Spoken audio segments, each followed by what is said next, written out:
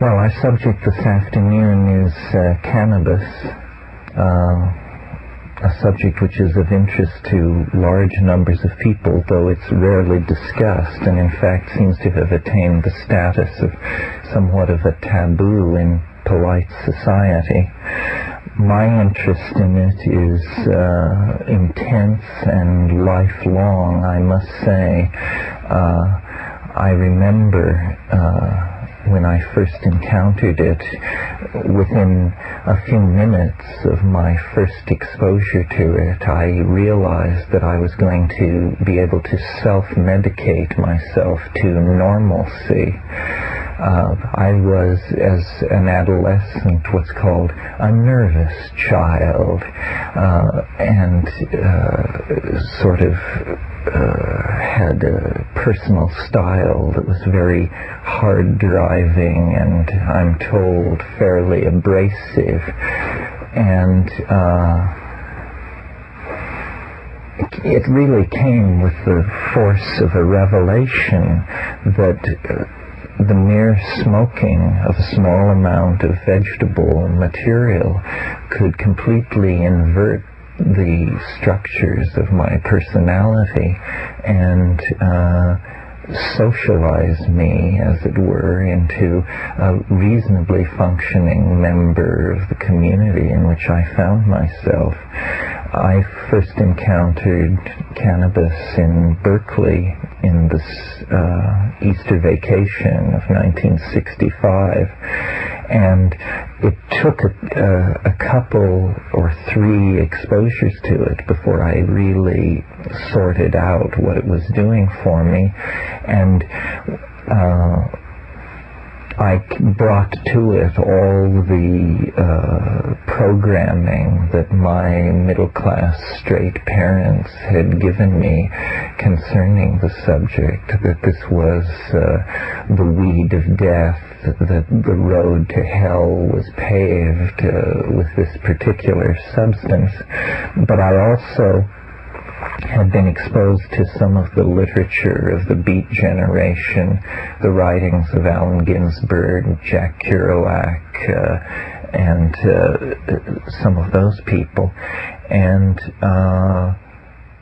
within just a few months, I had integrated it into my lifestyle as really the central practice of my life, and it has remained so up until just 2 or 3 months ago, when, under the pressure of my apparently dissolving marriage, I stopped smoking in order to see really what sort of effect it would have. I was in the sort of absurd position of being in psychotherapy with a woman who I respected very much and who seemed to be a very skilled psychotherapist, except that she had no sophistication whatsoever about cannabis, and the therapeutic process kept looping back to the issue of my cannabis ingestion. And she would ask me, well, now, how many times a day do you do this? I would say 10 to 14. And she would say, and how many years have you been doing this? Well, 25, 26, 27. And finally I saw that it was impeding the therapeutic process, not in its physical effects, but in its effects on her attitude toward me. So I determined simply to stop in order to remove this issue from the menu of issues that we were dealing with in this therapeutic process. And I'm happy to report that though I was at that time the heaviest and most continuous cannabis user I have ever known or heard of, it was no big deal. I simply stopped smoking it and took up reading in the evenings, and it seemed to have no impact on my psychological organization at all, except that, I must say, my dream life became considerably more interesting in the wake of that decision. And over the years in my traveling, when there have been times when for just a few days my access to cannabis was interrupted, I noticed this same phenomenon, that in the absence of cannabis the dream life seems to become much richer. This causes me to sort of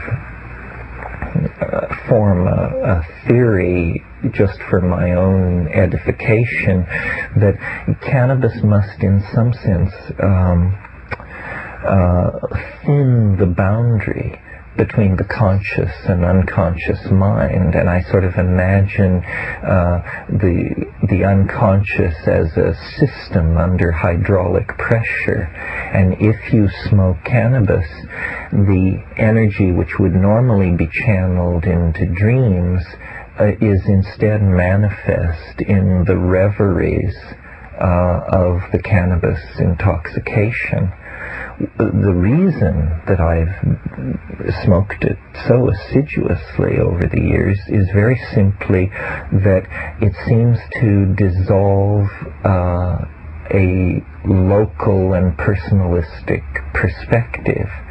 If I don't smoke cannabis, I worry about balancing my checkbook, the state of my immediate short-term career concerns. In other words, all the anxieties of the petty bourgeois pour in to claim my attention. If, on the other hand, I avail myself of cannabis, I'm able to rove and scan through a vast intellectual world that is composed of all the books I've ever read, all the people I've ever known, all the places I've ever been, in no particular order. And what I really value about cannabis is the way in which it allows one to be taken by surprise by unexpected ideas.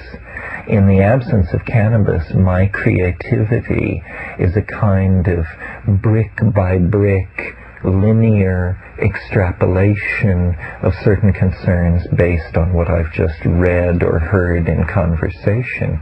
If, on the other hand, I smoke cannabis, I can go in one moment from thinking about Goethe's color theory to, in the next moment, puzzling over a particular instance in Mayan historiography, or, the examples are endless.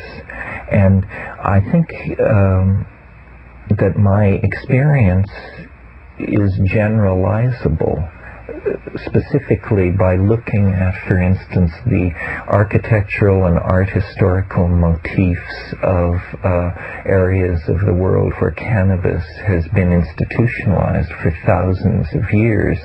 What we call Oriental extravagance is in fact the patina of design motifs and literary conventions that have been laid over ordinary experience in places like Bengal, the Punjab, and across the Middle East.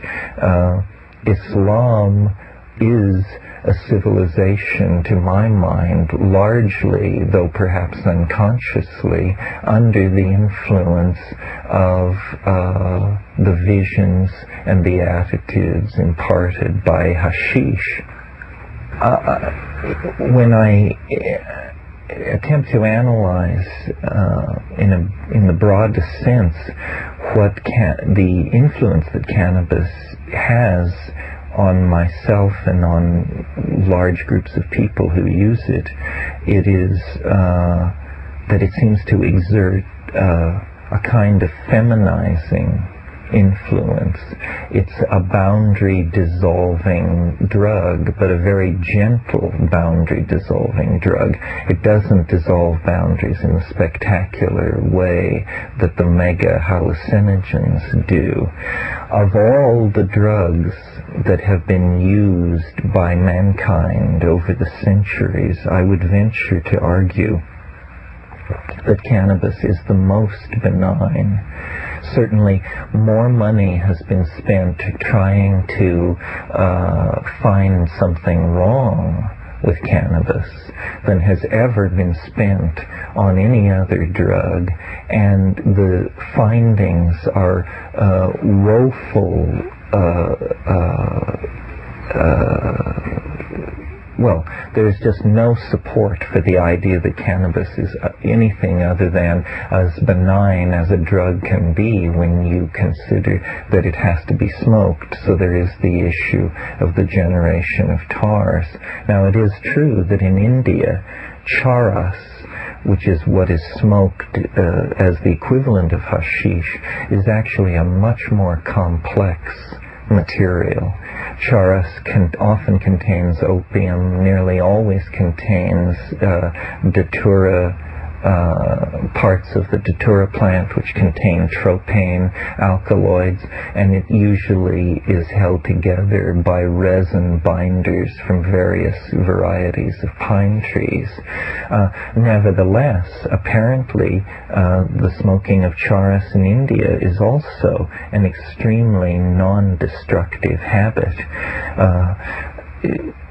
Alcohol, on the other hand, is demonstrably one of the most destructive of all social habits. I mean, I think what a bright world it would be if every alcoholic were a pothead. What a bright world it would be if every user and abuser of speed and caffeine were a pothead. It seems to be a plant which has evolved in very intimate association with human beings from a very early time, and hence whatever deleterious effects it has, we have managed to accommodate ourselves to them very well. One of the most interesting things about cannabis as a cultural phenomenon, I think, is, first of all, notice how cannabis is the resin product of the hemp plant. The hemp plant is, since the Neolithic forward, the preferred source of fiber and cordage. And I think it's interesting to note how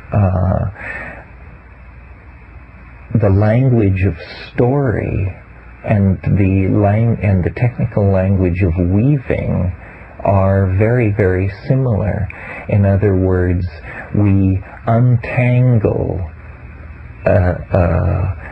a narrative, we weave a story.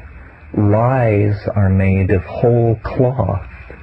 All of these words which describe the use of fibrous materials are also the words that we use for storytelling and narrative. And I think it's because probably these two concerns, weaving and storytelling and linguistic facility, go back and find themselves in congruence in the hemp plant. The other thing that's interesting is that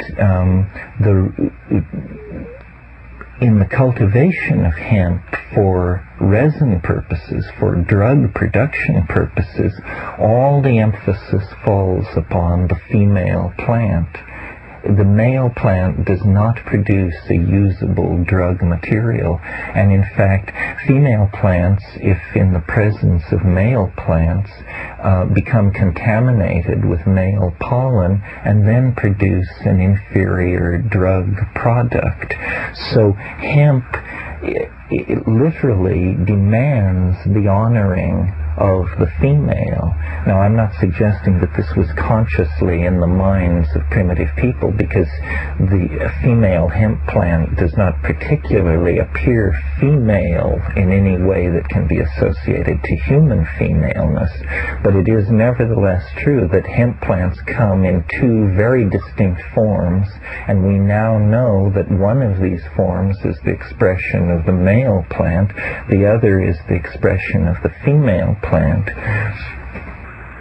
So waves of Gailanic resurgence that have been coming and